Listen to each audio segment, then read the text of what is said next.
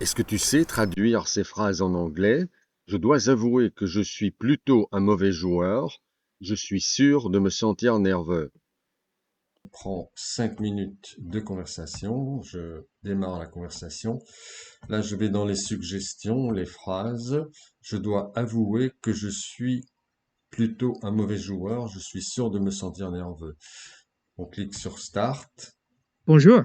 Oui, bonjour. Est-ce que tu pourrais traduire les phrases suivantes en anglais?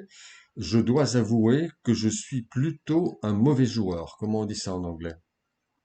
Bien sûr, la phrase "Je dois avouer que je suis plutôt un mauvais joueur" se traduit en anglais par "I must admit that I am rather a bad player". Ok, je vais Voulez-vous que je vous... répéter. I must admit that I am a rather poor player. C'est ça? C'était ça?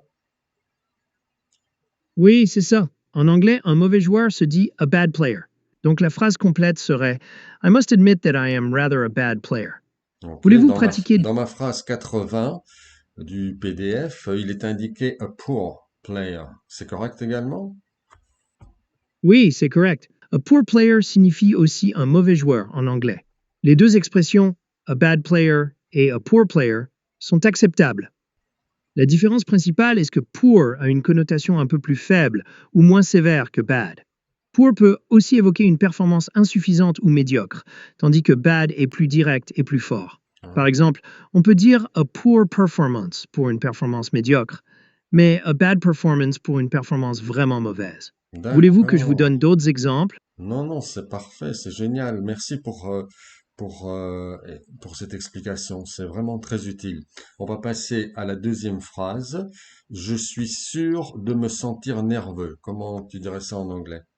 La phrase "Je suis sûr de me sentir nerveux" se traduit en anglais par "I'm bound to feel nervous". C'est Hmm. une expression courante pour exprimer une forte probabilité ou une certitude de ressentir quelque chose. Ouais, je vais la répéter.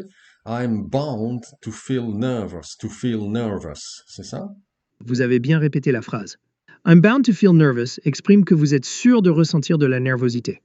C'est une expression très utile pour exprimer une forte certitude ou une probabilité.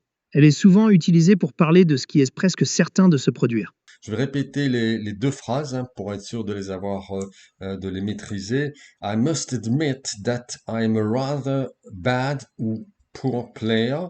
Et la deuxième phrase, I'm bound to feel nervous. C'était correct? Oui, c'était parfait. Vous avez bien résumé les deux phrases.